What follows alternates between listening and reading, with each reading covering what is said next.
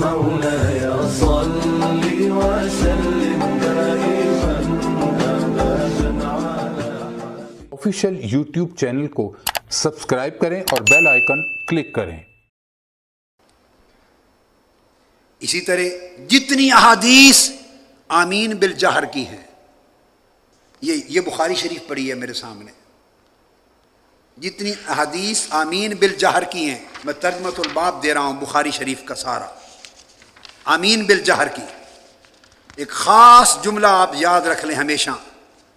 بخاری شریف میں، مسلم شریف میں جتنی احادیث آئی ہے نا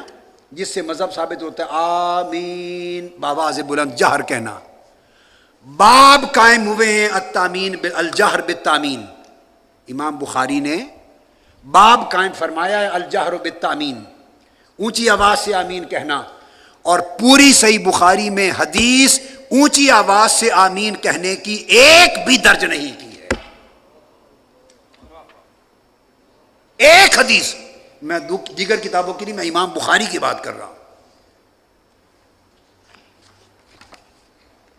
یہ امام بخاری صحیح بخاری کتاب الاذان پڑھ لیں، باب نمبر 111، باب جہر الامام بالتامین، جہر الامام بالتامین، اور پھر آگے باب نمبر 113، اس میں ہے جہر المأمون بالتامین، امام کا اونچی آواز سے آمین کہنا، یہ باب نمبر 111 ہے، اور باب نمبر 113 میں ہے مقتدیوں کا اونچی آواز سے آمین کہنا، لکھ لیے دونوں باب،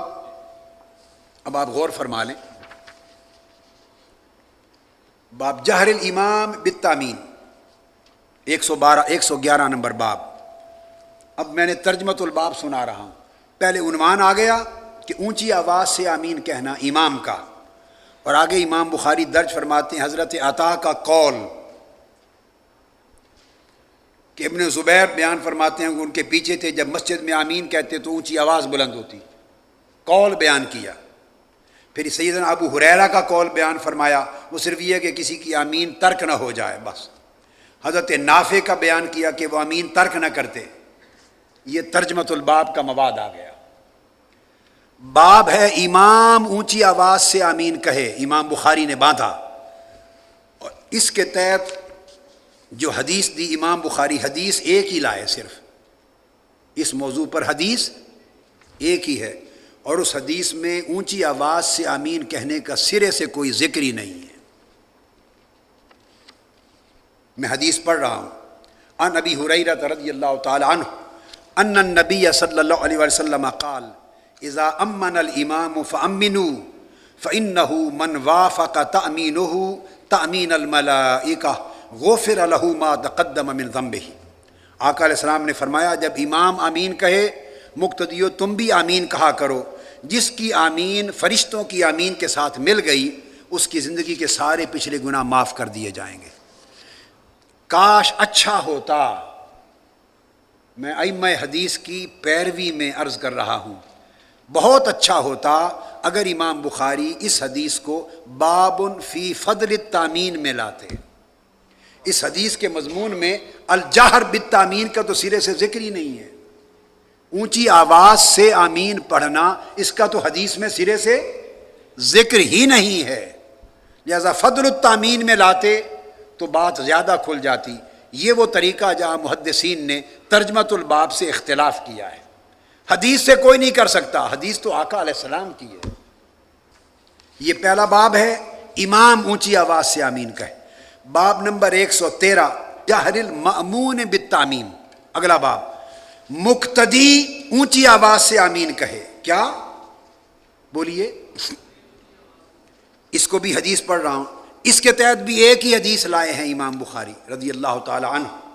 ایک ہی حدیث صرف، اور وہ کیا ہے؟ عن ابی ہریرہ رضی اللہ تعالی عنہ ان رسول اللہ صلی اللہ علیہ وسلم قال اذا قال الامام غیر المغضوب علیہم ولا الضالین فقولوا آمین فإنه من وافق قوله قول الملائکہ غفر له ما تقدم من ذنبہ۔ مضمون ایک ہی ہے دونوں حدیثوں کا، فرمایا آقا علیہ السلام نے کہ جب امام غیر المغضوب علیہم وللضالین کہے تو اے لوگو مقتدیو تم آمین کہا کرو، جس کی آمین ملائکہ کے قول کے ساتھ مل گئی اس کے پچھلے گناہ معاف کر دیے بخشے جائیں گے۔ اب اس پوری حدیث کے مضمون میں کہیں اونچی نیچی آواز سے آمین کہنے کا کوئی ذکر ہے؟ تو حدیث میں تو الجہر بالتامین کا ذکر ہی نہیں ہے، تو اچھا ہوتا کہ یہ حدیث بھی بابن فی فضل التامین میں لائی جاتی اور جہر فی التامین کا باب قائم ہی نہ کیا جاتا اور فقہا پہ چھوڑ دیا جاتا وہ قرائن دیکھ کر کہ کون جہر ثابت ہوتا ہے یا صرف یہ درایت حدیث کا مسئلہ تھا، روایت میں تو ہے نہیں۔ آپ سمجھیں یہ ترجمۃ الباب اور حدیث الباب کا فرق ہے جو میں سمجھا رہا ہوں صحیح بخاری کے حوالے سے، یہ آپ کے سامنے ہے ساری۔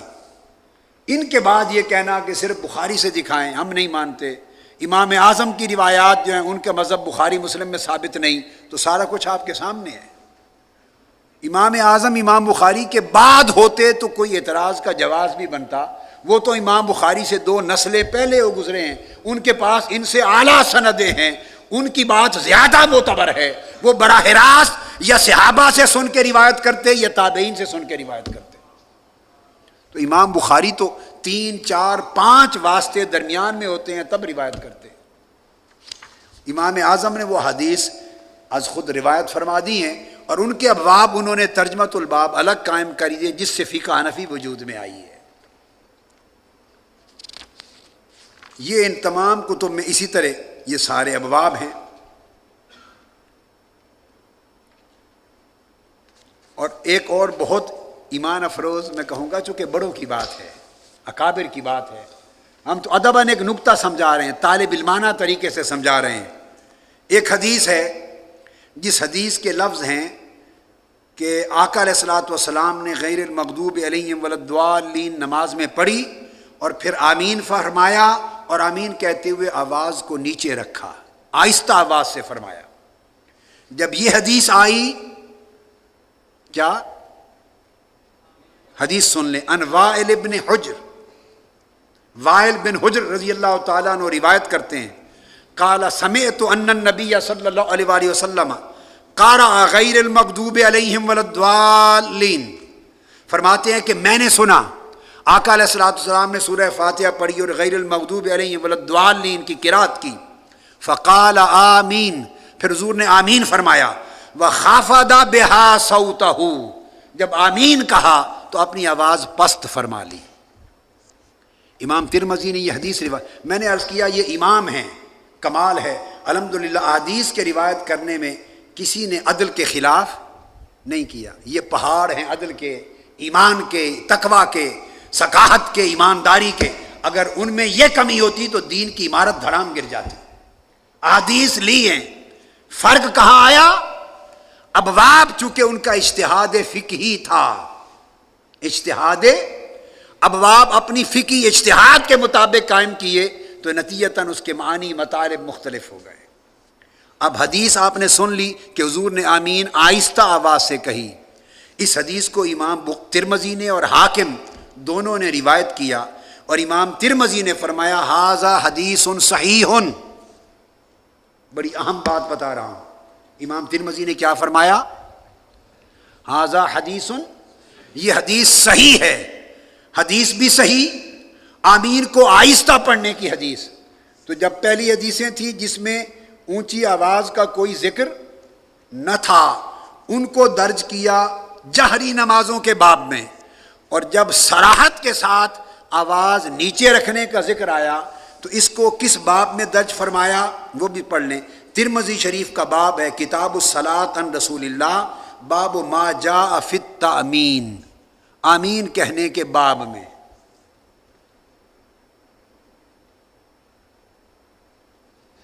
اہل علم میں تھوڑا مسکرا تو پڑے نا،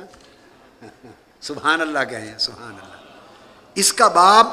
اب اس میں جہر والا باب تو بنا نہیں سکتے تھے، الجہر بالتامین کا باب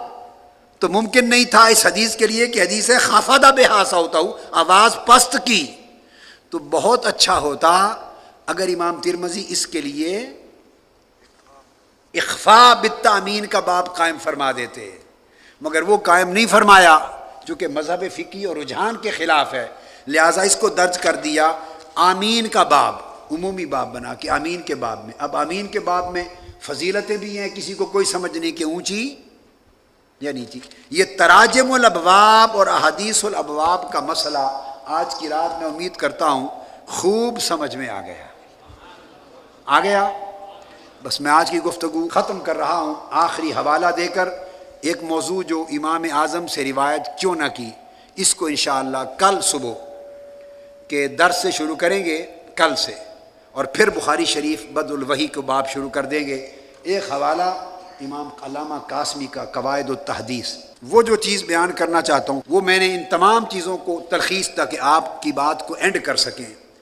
وہ کرنا چاہتا تھا تکمیل کرنے کے لیے کہ بات بنیادی یہ تھی۔ اس سے یہ پتہ چلا کہ دو قسموں کے معاملات سامنے آئے، ایک تو یہ کہ ابواب، تراجم الابواب کے نام سے جو تراجم قائم ہوئے وہ مختلف عنوان سے تھے، وہ ان کا فقہی اجتہاد تھا، ان کا فقہی رجحان تھا، اور وہ باب ان عنوانات سے قائم نہیں فرمائے جو ان کے فقہی مذہب یا رجحان کے خلاف تھے، لہذا احادیث یا وہ نئی روایت کی جو اس باب کے مطابقت میں نہ تھی، یا اگر اس سے مخالف تھی تو انہی کو بھی اسی باب کے تحت درج کر دیا، جس کی وجہ سے الگ تفصیل نہ ہو سکی۔ اور ثانیاً یہ بات کہ حدیث جتنی کل درج ہوئی، سن لیں، کل صحاح ستہ میں بخاری شریف میں کل احادیث صحیحہ جو آئیں تکرار کے بغیر وہ 2513، اور بخاری اور مسلم دونوں کو ملا لیں تو بغیر تکرار کے کل احادیث صحیح بخاری اور صحیح مسلم میں صرف 4000 ہیں تعداد، ورنہ مسلم شریف کی زیادہ ہے اپنی جگہ، بخاری شریف کی طرح، مگر تکرار کے ساتھ ہیں۔ مگر بولیے تکرار کے ریپیٹیشن، اگر تکرار بخاری مسلم دونوں کے نکال دیں، ان کتابوں کے اندر بھی کہ جو بخاری کے اندر بتکرار آئیں یا جو صحیح مسلم کے اندر تکرار کے ساتھ بار بار آئیں وہ بھی نکال دیں، اور جو بخاری مسلم کے درمیان مکرر ہیں، کہ درمیان دونوں میں مشترک مکرر ہیں، اگر ہر حدیث کو بخاری سے بھی اور ہر حدیث کو صحیح مسلم سے صرف ایک ایک مرتبہ کاؤنٹ کریں، ریپیٹڈ کاؤنٹ نہ کریں، تو کل تعداد بخاری مسلم کی ملا کر 4000 ہے۔ اور اسی اصول پر باقی 4 کتابیں ابو داؤد، ترمذی، نسائی اور ابن ماجہ کو ملا لیں اور ساروں کے تکرار نکال دیں تو حذف تکرار کے ساتھ کل صحاح ستہ کی احادیث 10,000 ہیں۔ اب یہ محنتوں کا نچوڑ ہے جو آپ کو بتا رہے ہیں، کل صحاح ستہ کی احادیث کا عدد بغیر تکرار کے 10,000 ہے۔ اب ایک طرف یہ رکھا، یہ کہنا کہ صحاح ستہ سے دکھا دو، میں اگلی بات کر رہا ہوں، صرف بخاری مسلم کا کہنا تو ایک بات، یہ شرط لگانا کہ صرف صحاح ستہ سے دکھاؤ، ارے کیوں؟ یہ کس اصول حدیث میں ہے؟ یہ کس محدث نے قید لگائی ہے؟ یہ آج دور جہالت کی بات ہے۔ کسی امام نے یہ بات کبھی نہ کہی، کسی محدث نے نہ کہی، اصحاب حدیث میں کسی نے نہ کہی، ائمہ اسماء و رجال نے کبھی یہ بات نہ کہی کہ صرف صحاح ستہ سے دکھاؤ۔ ارے صحاح ستہ کے اصحاب کے اساتذہ بھی تھے، وہ میں کل بتاؤں گا۔ امام بخاری کے 1080 شیوخ تھے، 1080 اساتذہ تھے، کیا وہ سارے ناقابل اعتبار تھے، غیر ثقہ تھے؟ اگر حدیثیں انہوں نے روایت کی اور سند صحیح ہے تو کیوں نہ لی جائے؟ امام مسلم کے شیوخ تھے، ترمذی کے شیوخ اور اساتذہ تھے، اگر انہوں نے نہیں لی، ان کے شیوخ نے لی تو کیوں نہ لی جائے؟ دارقطنی کی سند اگر صحیح ہو تو کیوں نہ لی جائے؟ مصنف عبدالرزاق کی سند صحیح ہو تو کیوں نہ لی جائے؟ ابن ابی شیبہ کی سند صحیح ہو تو کیوں نہ لی جائے؟ دارمی کی سند صحیح ہو تو کیوں نہ لی جائے؟ حاکم طبرانی کی اسناد اگر صحیح ہو تو کیوں نہ لی جائے؟ امام اعظم ابو یوسف کی، امام محمد کی، امام احمد کی، شافعی کی، مالک کی اسناد صحیح ہوں شرط حدیث پر تو کیوں نہ لی جائیں؟ یہ شرط لگانا کہ صرف بخاری اور مسلم سے ہو یا صرف صحیح ستہ سے ہو، یہ شرط فقط علم اصول حدیث سے بے بہرا اور جاہل ہونے کی علامت ہے۔ اس لیے کہ میں نے بتایا اگر یہ شرط لگا دیں تو کل صحیح ستہ میں تکرار کے بغیر صرف 10,000 احادیث ہیں، تو کیا آقا علیہ السلام سے صحیح احادیث 10,000 ثابت ہیں صرف؟ اور امام احمد بن حنبل جو یاد کرتے رہے اور 7 لاکھ احادیث کی تعداد بن گئی۔ اٹھائیے امام سیوطی کی کتاب تدریب الراوی، تدریب الراوی اصول حدیث میں وہ نقل کرتے ہیں،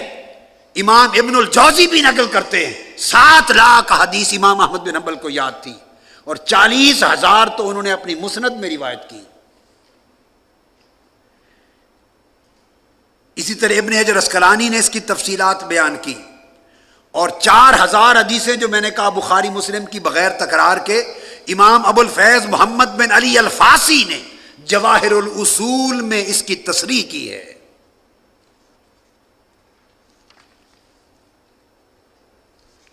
پھر اسی طرح میں جو آخری بات کہہ کر آج کو ختم کر رہا ہوں، یہ اصول حدیث کی علامہ قاسمی، امام جمال الدین قاسمی کی کتاب قواعد التحدیث،